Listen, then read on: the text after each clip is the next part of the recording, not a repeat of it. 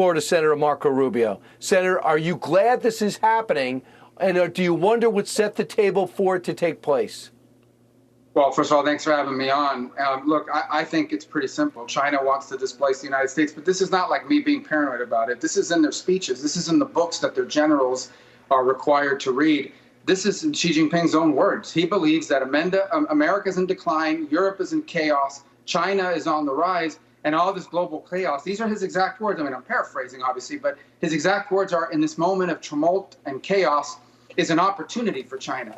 We need to be clear-eyed about that. They intend to be the most powerful country in the world. And when you talk about great power competition, there is no win-win. It is either they win or we win. The world is going to change over the next 5 to 10 years. And it's either going to be a world in which America is less powerful and China is more powerful, or it's going to be the reverse. So as long as we go in clear-eyed about that, which I'm not entirely convinced this administration is, then I think you have to deal with powerful countries. I mean, there's nothing wrong with talking to them and engaging with them, but you have to do it within the concept of understanding that they are not there looking for a win-win. They are looking to supplant us. In fact, they believe they're well on their way.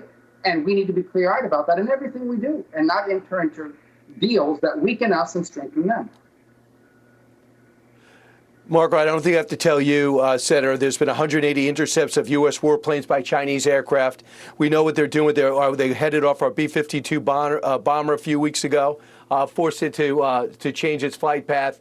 They've been very belligerent, and they looked at this perhaps as an opportunity to take Taiwan. But the president thinks that their weak economy, which, by the way, is in deflation now, they're having a lot of struggles with young people getting jobs. Real estate is collapsing. Executives are being arrested for their lack of performance. They are vulnerable. And the president thinks that makes it less likely that they'll make a move on Taiwan. How do you feel? Well, I don't think that's maybe the way Westerners would think about it. Maybe a democratic country would think about it that way. But this is a repressive regime. It's not like the people of China can take to the streets and protest against this, or take to the ballot box and replace Xi Jinping. So ultimately, they don't want their economy to shrink, and they're not 10 feet tall, and they do have their own set of problems, which I think are pretty dramatic, both short-term and long-term. But the things that we just mentioned, whether it's the South China Sea and the incidents they now have with an ally, a treaty ally in the Philippines, whether it's what they're doing to our armed forces, the increasingly aggressive intercepts and dangerous intercepts of U.S. aircraft over international airspace, or their long-term, and I say long-term, next 5 to 10 year plan for Taiwan, those things are fundamental, particularly Taiwan, to Xi Jinping. They, in addition to exerting their influence in the region, they are trying to undermine America's military credibility and standing. And that's part of what's happening here as well. And we need to be cognizant of that as we go in and talk to these guys. Let's fast forward over to the Middle East, where China's taking great pleasure in looking like the balanced party are asking for a ceasefire on both sides. No one's buying it, but they're selling it. Iran emboldened. They got the Houthi rebels knocking our Predator drones out of the sky. They got their militias taking shots at us, the 2,500 in Iraq and the 900 in Syria at a regular basis. We've only answered a few times. What's your greatest concern, and how do we send a message to Iran without igniting a world war?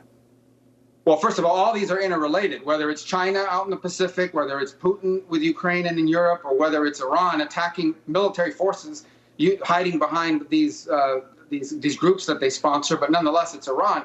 All of them are challenging America, challenging our credibility, and trying to send out the message that we can do things to America, and America either has no will to fight or no longer has the capability to resist. As far as the Middle East is concerned, look, I have two fundamental concerns. The first is a broader war that Israel finds himself in, a broader war with Hezbollah. You've already seen the attacks from the Houthis. So you have to balance getting rid of Hamas, which they have to do without triggering a broader conflict. It's a tightrope.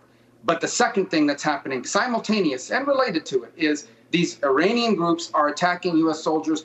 The pace is increasing. They are increasingly using more sophisticated weapons and more sophisticated methods and tactics.